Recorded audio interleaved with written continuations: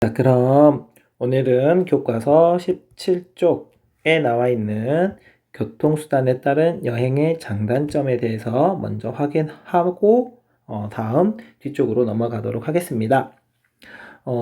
다음은 어느 교통수단을 이용하느냐에 따라 달라지는 여행의 장단점이다. 적절한 내용을 한번 넣어보자 라고 이야기를 했는데요. 네 가지의 교통수단이 나와 있습니다. 다음과 같이 항공이라고 하면은 우리가 이제 비행기를 같이 생각을 하시면 되시겠지요. 아무래도 비행기 같은 경우에는 빠른 속도로 이동을 할 수 있다라는 장점이 있습니다. 보통은 시속 800km 내외로 이동을 하기 때문에 아주 먼 거리도 빨리 다닐 수 있다라는 장점이 있고요. 그리고 매우 높은 곳으로 올라가서 지구상, 지표를 바라볼 수 있기 때문에 색다른 경관을 감상할 수 있다라는 장점이 있습니다.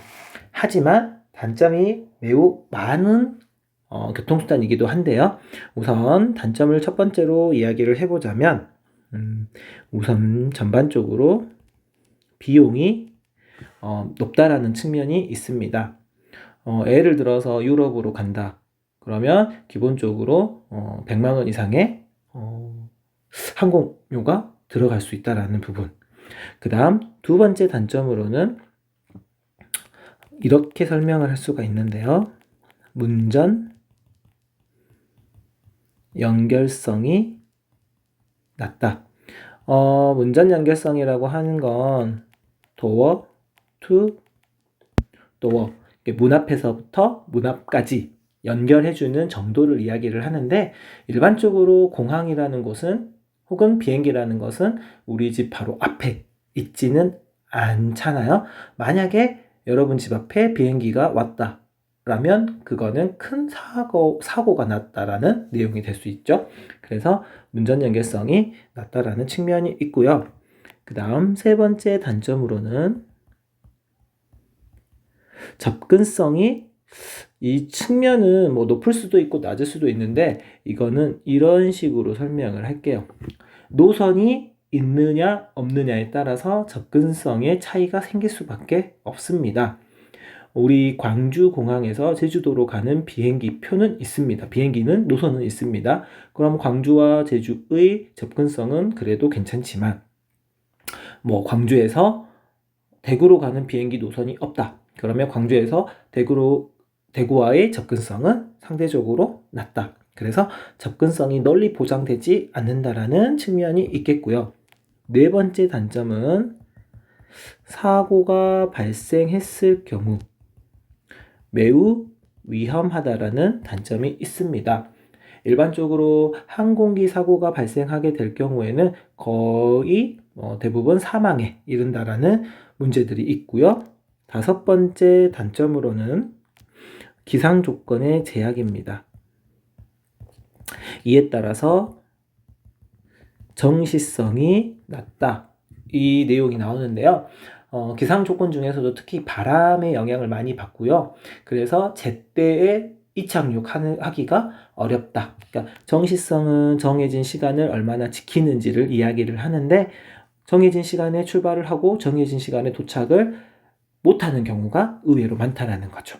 이게 이제 항공기가 가지고 있는 단점이었고요. 다음 두 번째 선박인데, 이제 이 선박을 타고 여행을 다니는 것이기 때문에 크루즈 여객선을 생각을 하면 되는데요. 크루즈 여객선 자체에서 잠을 잘 수 있기 때문에 장점으로는 숙박 비용을 아낄 수 있다는 장점이 있습니다. 그리고 여행 중 여러 가지 시설을 동시에 이용할 수 있고요. 바다에서만 볼 수 있는 경관을 즐길 수 있지만 단점입니다. 이 모든 교통수단 중에서도 가장 속도가 느립니다. 속도가 느리다. 그럼 그만큼 이동 시간이 매우 오래 걸릴 것이고요. 그리고 두 번째 단점은 접근성이 낮습니다. 배를 타기 위해서는 바닷가 혹은 하천 주변으로만 가야 탈 수 있기 때문인 거고요. 세 번째는 기상 조건입니다. 기상 조건. 실제로 비행기와 마찬가지로 이 선박 같은 경우에도 특히 바람, 영향을 많이 받는다라고 이야기를 합니다. 자, 다음 철도, 기차 여행에 우선 단점이 나와 있으니 단점부터 먼저 볼게요. 철도는 시간이 다소 오래 걸립니다. 물론 선박보다는 조금 덜 걸리겠지만 항공기나 자동차보다는 다소 걸리고요. 출퇴근 시간에 만약에 기차를 함께 탄다면 혼잡하는, 그리고 여러 차례 갈아타야 하는 경우가 발생하지만 철도의 가장 큰 특징은 정시성입니다. 정시성이 매우 높습니다. 여러분이 나중에 기차를 타게 됐었을 때 기차표를 보시면 출발 시각과 도착 시각이 동시에 적어진 걸 확인을 하실 수가 있을 거예요. 그리고 상대적으로 두 번째, 비용이 상대적으로 다른 친구들에 비해서 비용이 저렴하고요. 세 번째는 매우 안전합니다. 안전하고요. 그리고 네 번째는 다양한 종류의 관광열차가 존재합니다. 관광열차가 많다라는 이런 장점들이 있겠고요. 그다음 마지막으로 자동차 같은 경우에는 단점이 연료비가 많이 들고요. 주말이나 특정 시간대 교통이 혼잡한, 그리고 그에 따라서 시간이 길어질 수 있는 단점이 있지만 아무래도 가장 큰 장점은 운전 연결성이 가장 높다라는 겁니다. 이걸 다른 식으로 표현을 하면 접근성 또한 높다, 이렇게 표현을 하실 수가 있고요. 두 번째 특징은 신속합니다. 시동을 켜자마자 바로 출발을 할 수가 있고요. 원하는 곳으로 바로 이동을 할 수가 있어서 이 부분은 자유여행과 혹은 자유로운 이동하고도 관련지어서 설명할 수 있겠습니다. 그리고 버스, 투어와 같은 다양한 종류의 관광 상품이 있다라는 것도 가장 큰 장점이 되겠습니다. 자, 여기까지 해서 교통수단에 따른 여행의 장단점을 확인을 했고요.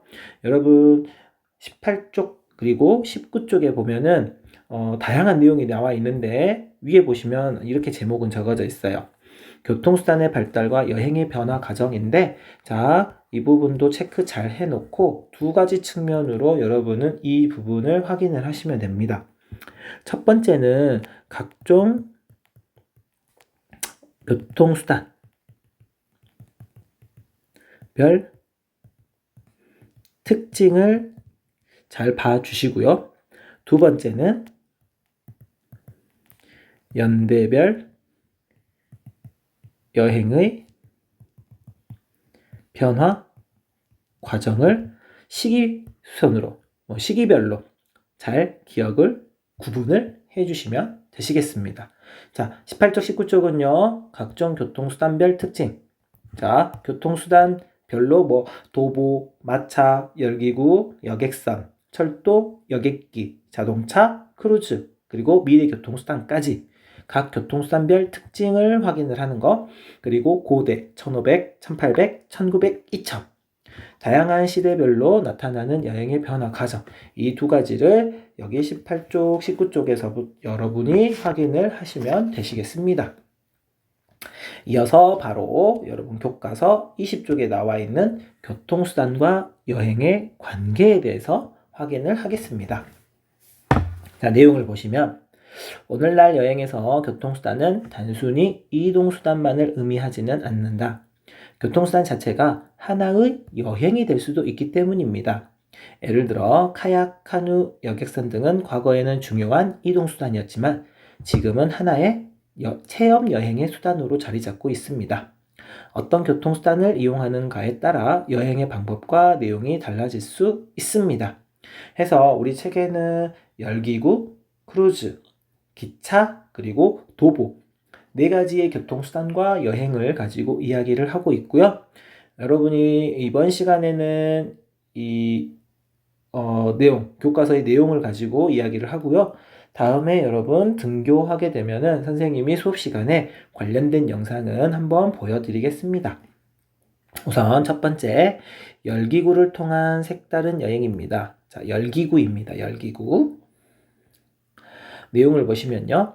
하늘에서 전체를 조망하고자 하는 사람들을 위해 여행지 곳곳에서는 열기구뿐만 아니라 헬기, 경비행기, 열기구뿐만 아니라 헬기나 경비행기 등 다양한 여행 상품을 제공을 합니다. 이 아이들의 공통적인 특징은 하늘 위로 올라간다는 거죠. 특히나 이제 열기구를 가지고 이야기를 하는데요. 대표적인 곳이 바로 터키의 카파도키아입니다. 터키의 카파도키아 지형 경관은 땅 위에서 보는 것보다 하늘에서 보아야 그 형체를 제대로 감상할 수 있다. 이런 카파도키아를 가장 잘 감상할 방법이 바로 열기구를 타는 것이다. 해가 채 뜨기도 전에 수많은 열기구가 카파도키아 하늘에 펼쳐진다. 하늘에서 보는 아름다운 경관은 땅에서는 할 수 없는 경험을 제공한다. 하늘에서 1시간 정도 응해함과 건조기후가 만들어낸 카파도키아의 독특한 경관을 마음껏 감상할 수 있다. 라고 해서 아래쪽에 보시면 2번 카파도키아의 열기구라 해서 이 사진이 나와 있어요. 여기에 보시는 하얀색, 이제 어떻게 보면은 노란색이라든지 붉은색으로 보이기도 하고 하얀색으로 보이는 이 부분들이 바로 응해암인데요. 응해암은 여러분 책 왼쪽 위에 보시면 설명은 되어져 있고요. 이 지형을 보기 위해서는 이렇게 다음과 같이 하늘에서 바라봤을 때 그 모습을 더 전형적으로 볼 수 있다라고 합니다. 그래서 열기구를 타러 많은 사람들이 가는데요. 일반적으로는 일출, 해가 뜰 때 이 열기구를 타러 많이 간다라고 이야기를 하고요. 바람이 많이 부는 때는 이 열기구가 운행을 하지 않는다라고 하니 기상 상태를 확인을 하고 가셔야 됩니다. 물론 이 터키 말고도 일본에 있는 것처럼 말레이시아에도 이런 부분들은 있고요. 이 열기구는요, 심지어 우리나라에도 존재하고 있습니다. 예를 들어서 우리나라에서는 어디에 있냐면요, 경기도 수원에 가면 수원 화성을 볼 수 있는데 이 수원 화성을 보기 위한 열기구가 있다고 합니다. 그래서 여러분이 나중에 한번 가보실 수 있으면 한번 경험을 해보는 것도 좋겠다라고 생각을 합니다. 다음 페이지에 보시면 크루즈를 타고 선상에서 즐기는 여행이라고 되어 있는데요. 두 가지의 사례가 나와 있습니다. 카리브해의 크루즈와 알래스카의 크루즈라고 되어 있는데요. 우선 여러분 이 배의 규모를 한번 보세요. 뒤쪽에 마을이 이렇게 형성이 되어 있는데 마을의 크기와 배의 크기가 거의 흡사. 일부 배가 더 커 보이기도 하죠. 그만큼 규모가 매우 크다라는 것이고요. 여기에 보시면은 초록색으로 보이는 두 개의 부분이 있는데 이게 바로 수영장이죠. 배 위에 수영장이 있다라는 거죠. 다양한 시설들이 있다라는 걸 여러분이 기억을 하시면 되겠고요. 이 알래스카 크루즈 같은 경우에는 뒤에 본문에도 나오지만 이 부분 지금 선생님이 빗금 친 이 부분이 바로 무엇에 해당하냐면 빙하입니다. 알래스카 크루즈는 이 빙하를 구경하기 위한 가장 대표적인 크루즈 여행이 되겠습니다. 실제로 이제 크루즈와 관련된 내용을 한번 살펴보겠습니다. 카리브해 크루즈는 미국인과 유럽인에게 인기 높은 여행 수단이다. 미국의 플로리다를 출발한 크루즈가 카리브해의 섬들을 순항하는데 주요 기항지는 푸에르토리코 섬, 자메이카 섬, 케이맨 제도 등이다. 연중 운항하지만 성수기는 여름과 겨울이라고 하고요. 일반적으로 한 7박 8일 정도? 7박 8일 정도의 여행 스케줄이 있다라고 합니다.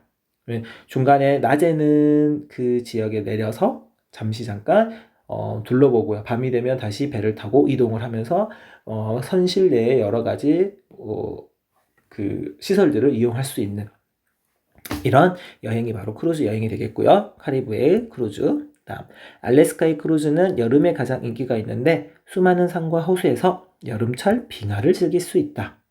크루즈 여행은 낮에는 기항지의 아름다운 경치를 관광하고 나온 것처럼 낮에는 내려서 육지에서 그 지역을 확인을 하고요. 밤에는 배 안에서 맛있는 식사와 공연, 파티, 스포츠, 오락, 쇼핑을 즐기며 다음 기항지로 이동한다는 특별함이 있다라고 합니다. 이제 실제 우리나라에서는 많지는 않지만 외국에서는 많이 즐기고 있는 부분이기 때문에 다음에 여러분이 등교하면 선생님이 관련된 영상을 보여드릴게요. 다음 세 번째로는 기차와 함께하는 낭만 여행입니다. 기차는 최초로 상업적인 여행 상품을 만들게 된 교통수단이라고 되어 있는데요. 바로 조금 전에 확인했었던 18쪽에 보시면 바로 여기에 여러분 적어진 거 확인할 수가 있을 거예요. 1841년 영국의 토머스 쿡이 세계 최초의 여행사를 설립했고요. 관광 상품으로 철도 여행을 시작을 합니다. 이 부분이 다시 여기에서 적어진 거죠. 최초로 상업적인 여행 상품을 만들게 된 교통수단이고요. 오랜 시간 여행과 함께 해온 전통적인 여행 방식 중에 하나라고 해서 아래쪽에 사진을 보시면 러시아의 바이칼호를 지나는 시베리아 횡단 열차의 모습이 나와 있습니다. 이 옆이 바다가 아니고 호수예요, 호수.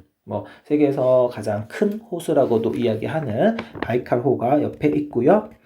이 시베리아 횡단 열차는 블라디보스토크에서부터 모스크바까지. 자, 이제 뒤쪽에 보면은 내용이 나와 있기 때문에 한번 확인을 해 보겠습니다. 자, 교과서 뒤쪽으로 넘어갈게요. 22쪽. 그러면 맨 위에 시베리아 횡단 열차는 러시아의 모스크바와 블라디보스토크 사이에 60여 개 역을 지나간다. 세계 최장 노선의 이 철도는 길이가 지구 둘레의 4분의 1에 달한다. 이 열차는 상트페테르부르크, 모스크바, 노보시비르스크, 이르쿠츠크 등과 같은 도시를 지난다. 특히 이 열차의 경로 중 바이칼 호수는 많은 여행자의 관심을 받는 구간이다 라고 되어 있고요. 실제로 중간에 멈춰 서기도 하지만 갑자기 안내방송 없이 출발하기도 한다고 합니다. 그래서 잠시 잠깐 내릴 경우에는 항상 주머니에 일정 금액의 돈을 가지고 있는 게 좋다라고 합니다. 왜냐하면 그 다음 역까지 택시를 타고 빨리 가야지, 안 그러면은 아예 기차를 놓쳐버릴 수 있기 때문이라고 합니다. 그리고 우리나라에도요, 1956년 개통된 영암선을 지나는 백두대간 협곡열차 V트레인이 2013년 4월에 운행되기 시작했고요. 이 기차를 타면 낙동강 상류의 협곡 비경을 즐길 수 있다고 합니다. 백두대간 협곡 열차는 경상북도 분천에서 강원도 철암에 이르는 27.7km의 구간을 달리고요. 이 밖에도 중부 내륙 관광 열차인 O트레인, 그리고 남도 해양 열차 S트레인, 그리고 책에는 나와 있진 않지만 정선